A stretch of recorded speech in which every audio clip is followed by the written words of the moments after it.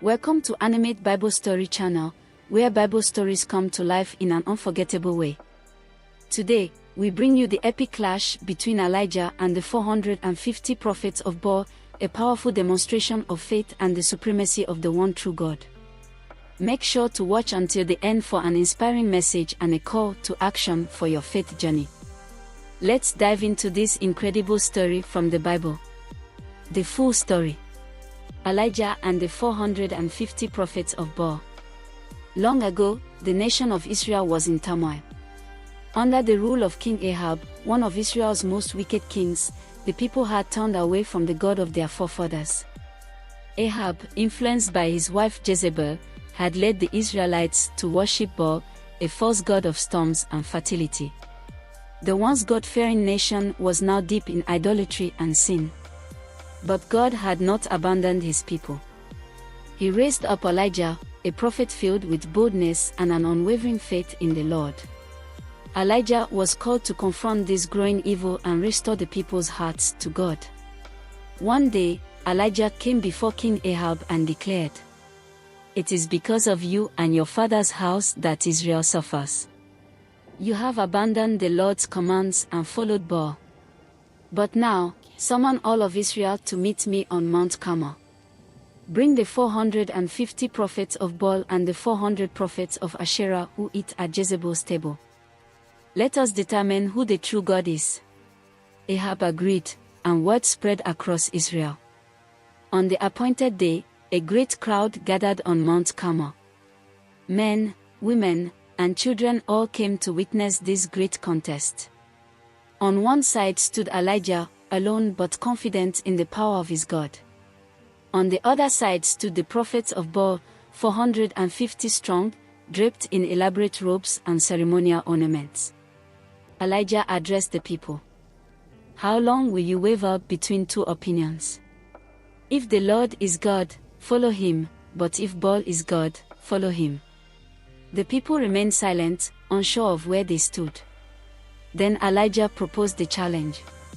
"Let us prepare two altars. The prophets of Baal will prepare one, and I will prepare the other. We will each place a bull on the altar. Then, we will call upon our respective gods. The God who answers by fire, he is the true God." The people agreed, eager to see this extraordinary contest. The prophets of Baal went first. They built their altar, laid the wood, and placed the bull on top. From morning until noon, they called out to Baal, "O Baal, answer us." But there was no response.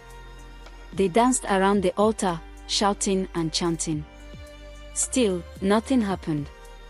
By noon, Elijah began to mock them. "Shout louder. Surely Baal is a god. Maybe he is deep in thought or busy. Perhaps he is traveling.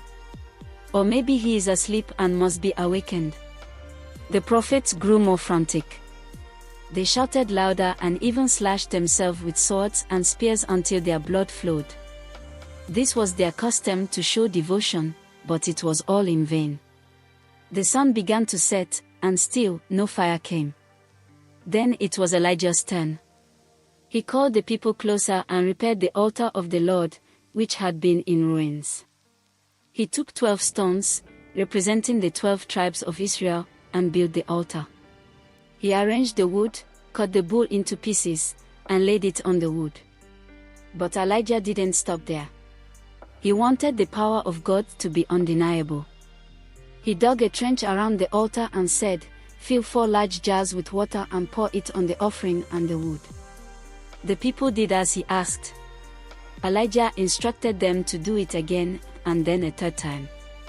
The water soaked the wood, the sacrifice, and even filled the trench around the altar.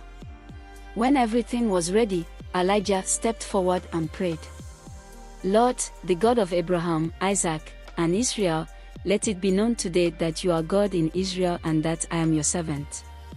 Answer me, Lord, so that these people will know that you, Lord, are God, and that you are turning their hearts back again." Suddenly, the heavens roared, and a blazing fire descended from above.